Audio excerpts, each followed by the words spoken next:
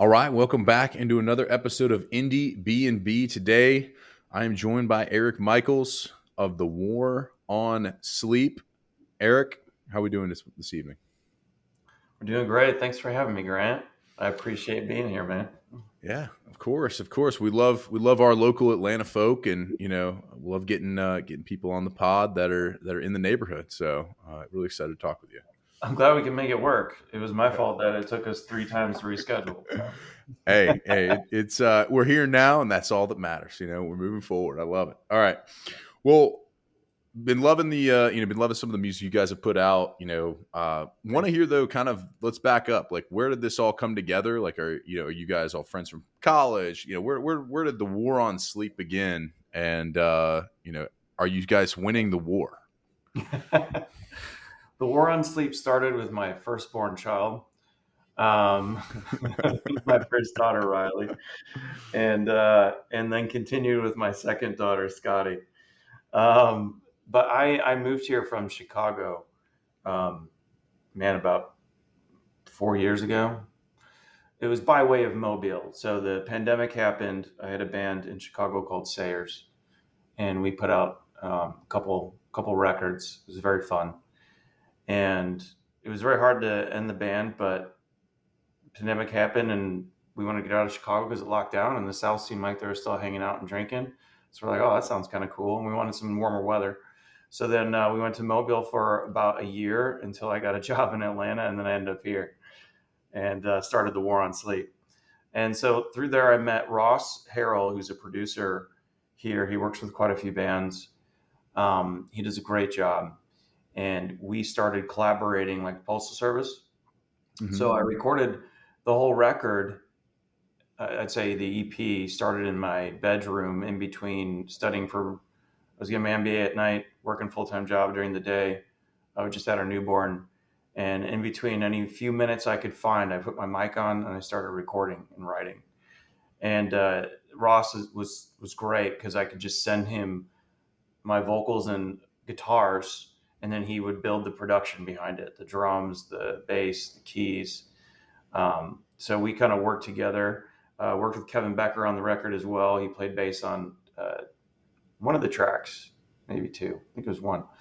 And then on Cool Summer, which is the latest one we released, that one we had a drummer from Nashville that hopped on the kit. So that was really cool. So it was all Postal Service. And I didn't have a band still though. So I booked the record release at Smith's Old Bar. And I was just trying to figure out where to play because I don't know the scene here at all. I still don't. I'm still trying to figure it out. Maybe you can help me. So I booked a record release at Smith's because I heard it was a cool spot. And I basically told them I had a band and we were going to like sell the place out. And they're like, oh, cool. I'll give you a Saturday or a Friday. I forget what day it was. They were like, great. We had the show in 6 months and I had no band. And I had 3 songs that I had released. Actually, I haven't even released most of them yet. I only released Gold Child at that point. So I kind of did like the Field of Dreams thing where if you build it, they'll come. So I figured, hey, I got to have a gig to get a band because I could not find a drummer.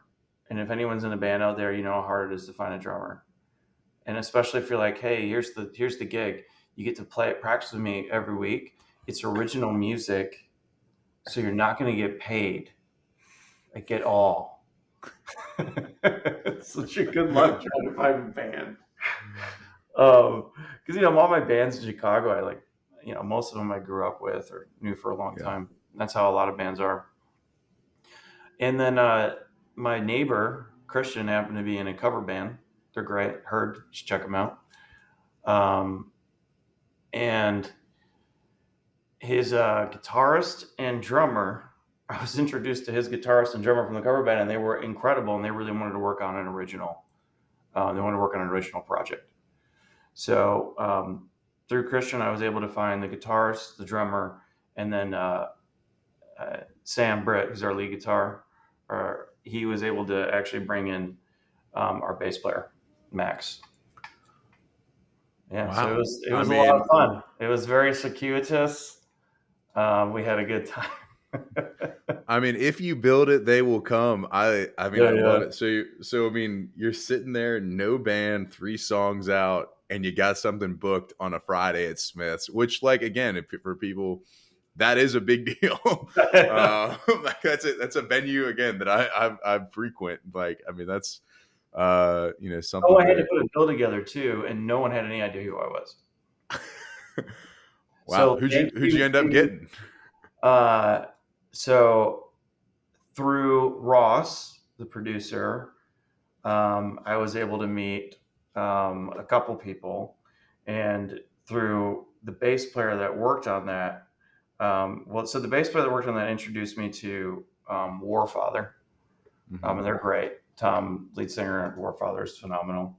So they actually came onto the bill, and they were really gracious because this is our first show, and I was really, I was really honest with them, and I was like, hey, I don't know if we're going to bring anybody, but I want to get some locals out, Yeah. and so that was really cool. And then after that, we were introduced. Why am I? Oh, Evan Fricks, but his band's called Old Faithful. I was blanking for a second.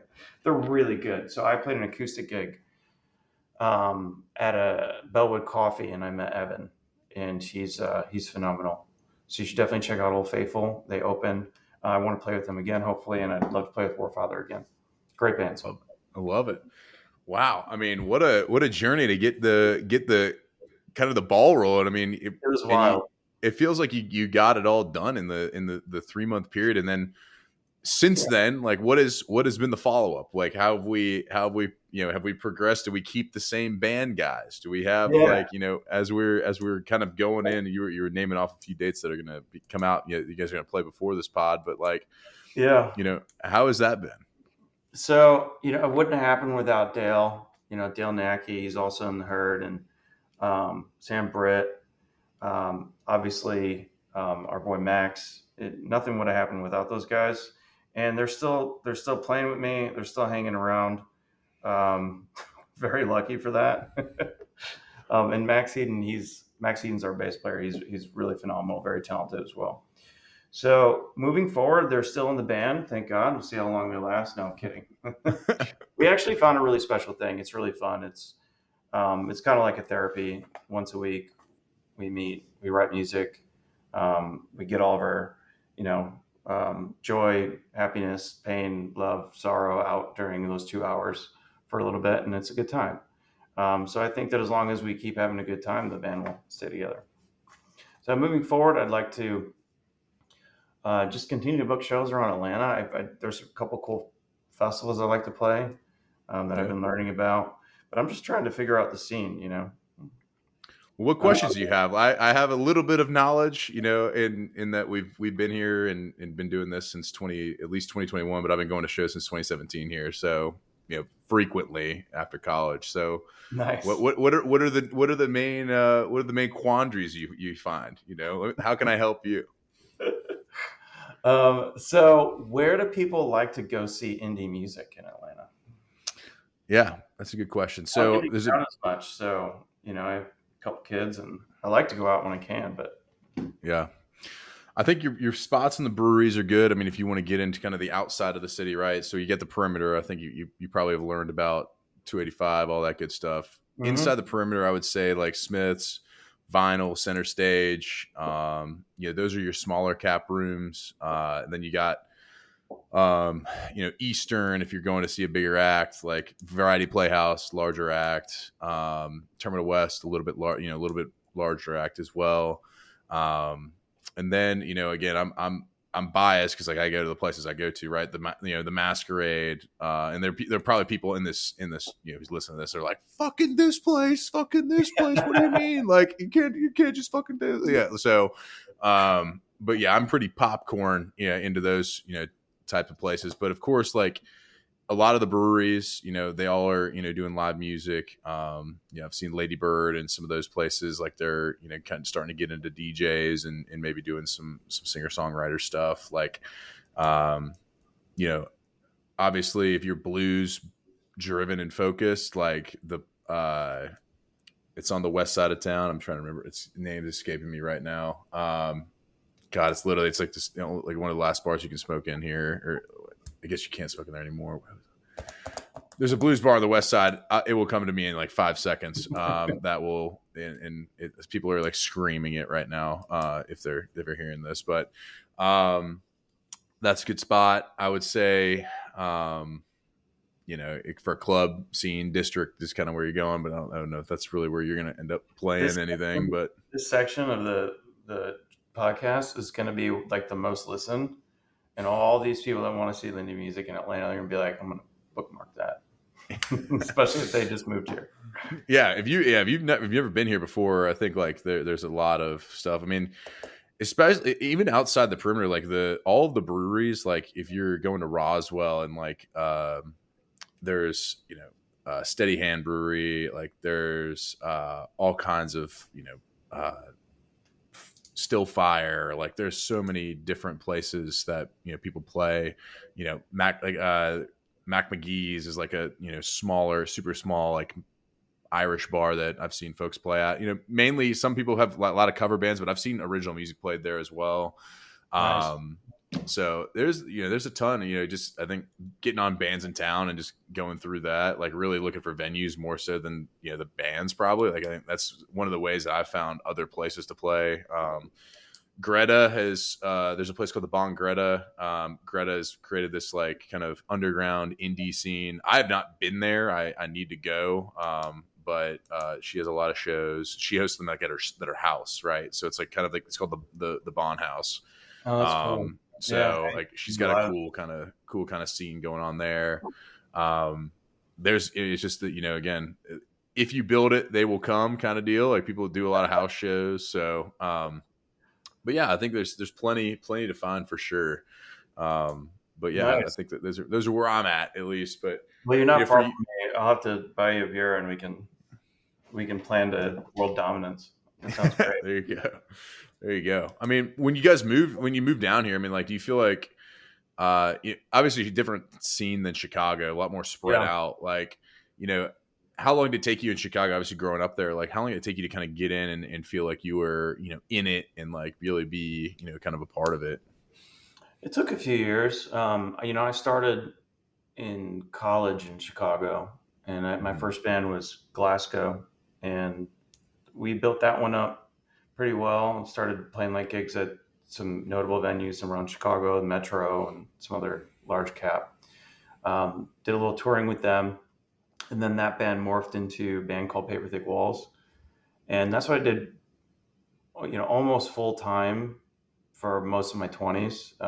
You can search up all these bands. They're on Spotify. And then with Paper Thick Walls, it was a lot of fun. We toured country, toured parts of Canada, played, a lot of the big festivals, North Bys, and, many big festivals around the country. It was really fun. Got to play with some really big artists. Even I'd say that right before we broke up, we got a feature of an album into Rolling Stone, and that was pretty cool. And then the band broke up, started Sayers, and Sayers was my favorite band. I'm a little biased, but those are my boys. And so you can check out my other band, Sayers, as well. And it's unique because with Sayers, we have an unfinished record, and some of the songs from Sayers are going to be released under War on Sleep. Right. And with the full benediction of the band. And actually, I failed to mention on the record that's out right now, Jacques Rene Hebert, alumni from Sayers, actually records the lead guitars on majority of the record, and he wrote a lot of the parts. So he is still contributing to the project from the Postal Service in Indianapolis. Wow. I mean, we're Midwest to the South. The War on Sleep is a joint effort, a joint joint force, if you will. Where did that come from? I mean, like obviously you mentioned your two daughters. Is it based on just not being able to, I mean, you wrote that it seemed like you had a lot of stuff going on when you started this EP and project. Like you mentioned the MBA, and you're working a full-time job. You got got some kids. Like, I Yeah. mean, how did you find the time? Was it just middle of the night, or like do you have Yeah. the click remote where you can just pause the day and crank out some tunes and then go to bed? Like what's going on there? Yeah, it was a lot of, some of it was middle of the night stuff, like really Hmm. late. Some of it was sneaking, I work remote, so some of it was sneaking like an hour or two, middle of the day on Friday. If I've knocked out Lunch, all my work, a little long lunch lunch. recording. Yeah. So you can make it happen. There's surprised how much time's in the day. I never realized how much time's in the day until Hmm. I had no time. And there's so much time. So if you're in your 20s, man, you got so much time. I wish I had that much time. Yeah. If you're in your 20s and you have no kids, like, you should be putting out an album a week. Seriously, it's crazy how much you can get done in a day. But what was the other question? Sorry. Yeah, just trying to, I thought you were like, man, you get the click remote, being able to find all that time. But what, Yeah, for you guys, like you mentioned postal service. So essentially you're saying like people are mailing in, hey, here's my part, here's my part, here's yeah, my part. And then you got your man Ross putting it all together for you. correct. Yes, Got we stitched the whole thing. But the future, we with my new, now that I have a band, I want to go record it. in Yeah. person. I want to do it live. Um, I want to, we found a couple studios around here. So hopefully the next EP will be live in studio. We'll probably film the whole thing. Got it. I got some people for that too. Don't worry. Yeah, we'll stay in touch. So No worries. we have a backlog. So I have a backlog of about 14, 15 songs that are recorded that need to get mixed and mastered. Just finding the time, right? And then we have the band we have like 10 to 12 new songs that we need to track. So it's been a really prolific period, surprisingly. Wow. I mean, you guys have been cranking it. I love it. I love it. I mean, I these people who can't put stuff out, like they got no excuse. I mean, I think you're living proof that you can get it, you can get things done and created, and We'll it's awesome. see, the hard part, the easy part is like writing the songs and then recording them. The Yeah. hard part is like, then you're sitting on all this music and you have to find time to promote it all properly. And it's Yep. so hard to promote. So then you'll Yeah. have like 15 songs and you're like, well, maybe we'll just drip it. We'll drip one song a month. But then you're like, well, I want to get all 15 done first and perfect. So that for the next year, I'm dripping a song a month.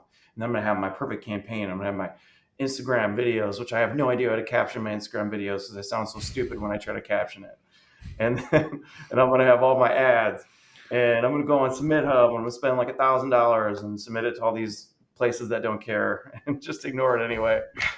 Um, no, but I we have love the real. That's a reality check of what people are doing, though, and I think like that's a true a it's true form terrible. of like, hey, this is a challenging part of all this, and like you do it out of the out of the love of it, to be able to just get the shows booked and get people hyped up. Like, I mean, Yeah, last night I just cranked out 20 Instagram, TikTok style videos cutting up an entire live show. And I'm trying to come up with these stupid headlines. And it's like, how do you make a joke out of things? How do you, and then you go to ChatGPT and be like, make the headlines sound cooler or funnier.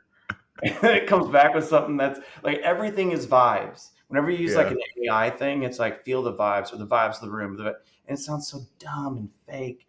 And then all the POV stuff, you open up Instagram and it's like, POV, you just found your favorite band. POV, the hit of the summer. It's like, oh, it works, but then I feel so stupid posting it. It's like, cool guy plays guitar from Chicago. yeah, Check it out. cool guy. Cool guy moved here. Music, listen. But I get it. Like, Music. Yeah. I'm not knocking it. It's part. You gotta Yeah. draw people in. They're seeing a million videos a day. You need to make them actually pay attention. And we live in such like a culture that you're constantly scrolling, and it's like I hear a Yeah. clip of a song. I'm like, oh, I like that song, and then hear another song, and it all Yeah. sort of starts to sound like noise. So it's interesting trying to think about how to invert marketing to break out of that matrix, and I Yeah. haven't figured that out yet. Yeah. Me neither. Yeah, want to get in, a little bit about Some Men. I mean, the first thing I thought about when I was listening to that song, like, I don't know whether you like this band or not. I mean, it gave me some national vibe, some of the national vibes. I don't know if Thank that's you. something that the particularly Thank the you. guy from the I love the the lead National. singer. Okay, Love perfect. the All right, National. good. I was I like, I saw could them have been at like, Chastity man, I Park. fucking hate the National, dude. Yeah, I can't believe that you would have been completely worse. compare me to them. I saw them at Yeah, Chastain Park.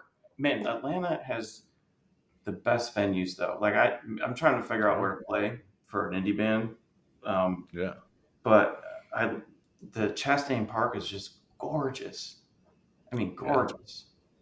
Um, Get this out the outside summertime, man. You get it nice. Get you a bottle of wine. Go out to Chastain. I mean, yeah, there's nothing like it. Get a table. What are we talking about here? we Uh, had there was a famous indie blog that reviewed. I should have had this ready. I'm not a pro. Not a pro.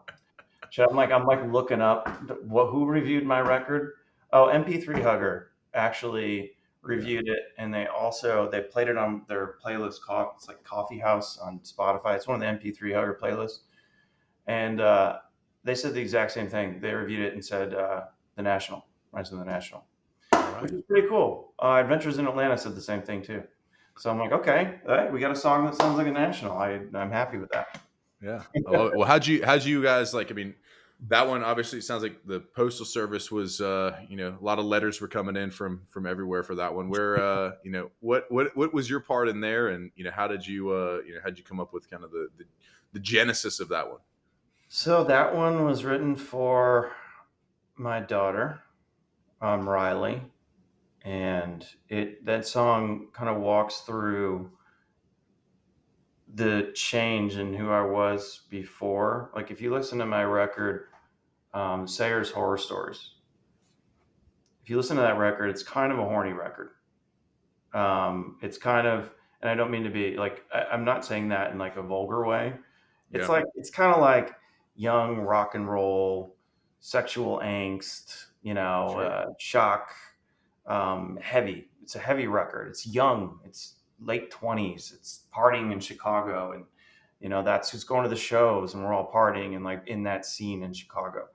And then the change between that record to like getting married, moving to the South, having a kid, moving to the suburbs.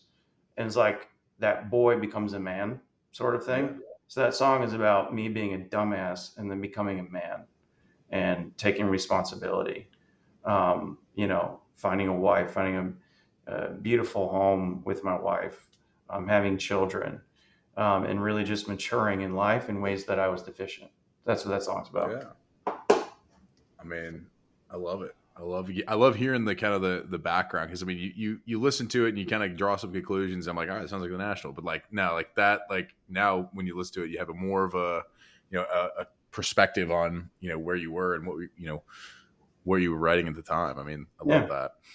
What for the musical part of it, like did you mainly did you come up with the chords first? Did you come up with lyrics first? Or did you have the concept of, hey, like this is kind of where I'm at, like I've had this huge change. Like I want to make sure I get that, lyrics first on that, or where did kind of the musical part start? So I'm a type of writer. Some writers start with lyrics. I'm the type of writer that starts with the music and Mm-hmm. then figures out the melody or maybe the hook. Like there's and then I write to the song. So when I put the song together and I have all the melodies, I start making up lyrics as I'm playing it. Sometimes in the past, I would actually write the song, write the melody, not finish the lyrics, and play it at a show. And I'd be having Mm-hmm. different lyrics at almost every show. And I started writing it while playing it live, and then I submitted the lyrics right before I went into the studio. It's sort of that I do that with my life. It's like to build it, like the band, I If put you the build it, they record will in come. basic. And sometimes I do it with my music. Like I start building it slowly, and the germ of the idea is there. Um, and so sometimes the melodies start with a voice note in the shower, or just in between Zoom meetings, I'll pick up my guitar, and then I'll have like moment of inspiration, turn on my phone, and there you go. I love it. I love it. Well, I mean, again, people need to go check it out. Some Men, it's on Spotify. Everything will be linked below. You'll be able to, just click right there and go get into it. Get into where he's, get into Eric's head, where he's come from, this wild nights in Chicago to now, this, new super dad, and if you build it, they will come. Vibe for a new band. Where he's made the transition. So I love that. That honesty there. We'll rip into this, last segment here on, for us, Pete Peterson's party pack of questions. I know this is really the reason you came on. I mean, this is the genesis. Party pack of questions. Pete Peterson's party pack of questions. Gonna get into just some real hard hitting ones here. So there are this or that. They're mainly food based. We'll rip into them here. Eric Michaels of The War on Sleep. Pete Peterson's party pack of questions. Question 1: cake or pie? Definitely pie. All right, he's a pie boy. Let's go. All right, salad or soup?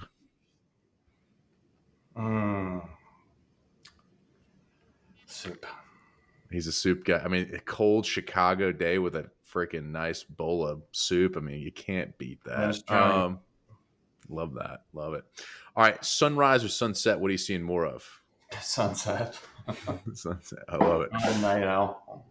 All right. Would you rather a home run or score a touchdown? Touchdown. A teeter. All right.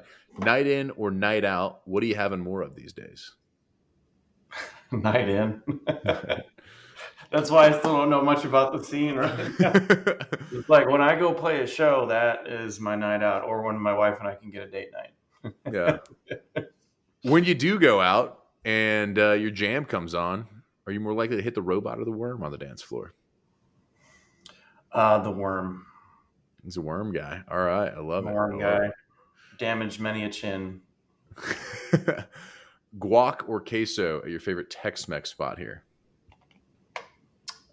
Guac. Wait, so that's 3 questions. So do I like guac? Do I like queso? Or what's my favorite Tex-Mex spot? No. I say, at your favorite Tex-Mex spot. What's your favorite guac or queso? Sorry. Guac, for sure. All right. He's guacking around. I like it. All right. Waffles or pancakes? Waffles with bacon. All right. Waffles with bacon. All right. Coffee or tea with your waffles? Coffee. I'm not a sadist. All right. I like it. Dogs or cats? Dogs. I didn't have to think about that, but I think the reason why I took a breath was I was having so many bad memories of my family's cats. Just terrorizing. Right. He's been scarred by cats. Oh. Scarred by Cats, also cool band name if you ever need a rebrand. That's not bad. Scarred by Cats. Actually, I'm going to write a song called Scarred by Cats. Just now you heard it on this podcast. Next show, I'm going to have a song called Scarred by Cats. Let's go. All right. It sounds like a good post-metal band, post-metal song. I might do one of those. Yeah. I love it. All right. Writing on here. I mean, we've never written one on live on the air. We've just done it. All right. Ninja or a pirate? What do you identify more with? Pirate. He's pirating it up. All right. Chips or pretzels? Pretzels. No. I love it. I changed my mind. Chips. Chips. Okay. Fries or tots? Such a hard one because I have such a long love story with tater tots. But I'm going to have to go with fries. I love it. Okay. All right. I hate to let them down. That's tough. That's okay. They'll forgive you, I'm sure. TV show or a movie after a long day? TV show. TV show. They're so much better than movies right now. That's true. It's like the golden era of television. Ever since Breaking Bad. Good point. Still haven't seen it. Need to get on it. We can't be. Are aliens real? Possibly. I remain skeptical. I agree. I'm more, I'm on the show it to me. We got too good a video. Why we got so many blurry photos. Same thing with this next thing. Bigfoot, is that real? No, but Bigfoot Cafe in Fontana near Lake Geneva. Mm-hmm. Really good. Tater tots there, pretty good. I never had the tater tots there, but they have good waffles. I love it. All right, there we go. All right, final question: is love at first sight real? Hmm. I think infatuation at first sight is real. A lot of people are saying lust at first sight, infatuation at first sight. I think that is That's kind of more nicer. of the more of the answer that we get. And then finally, sorry, I lied to you. This is the last question. Final question, Pete Peterson's party pack of questions. Who are two bands that we ought to check out that we might not know? Warfather, Old Faithful. Warfather and Old Faithful, two of their Keeping it loyal. I'm keeping it loyal to the bands that showed up, rocked at the record release. I love it. I love it. Well, that has been Pete Peterson's party pack of questions. Eric, thank you so much for joining us. November 8th, we've got the anniversary party at Finish Goods Brewery in Winder. You can see War on Sleep there. This is out October 22nd. Make sure you go make your plans. Get your parking spot ready. It's going to be sold out. It's going to be a big time anniversary party. November 8th. Any other dates that we, any other dates after that we need to know? Maybe some new music, anything else coming out, from there? Yeah, I don't have a solidified date on new music, but we are going back in the studio in November. All right. So, So so hopefully, we'll be releasing something soon. I'm hoping maybe I can get like a sneak peek of our next record out by December. I love it. I We'll love start it. Well, recording. follow him on Spotify, follow him on YouTube, on your of course on Instagram. Look forward for that content that he's talking about where he's cutting it up. He's going to have the most incredible captions. He's got Incredible. You're gonna be they're going laughing, to be unbelievable. You're going to laugh crying. and laugh. Yeah. I I'm mean, about to let's hit go. publish on like 25 clips that are just gonna drip for the next few weeks. So you're gonna be so excited. Hey, War on Sleep. He's battling it from all fronts. Eric Michaels, thank you so much for joining with us. Look forward to getting you back on here again. Yeah, thanks, Grant. Appreciate it.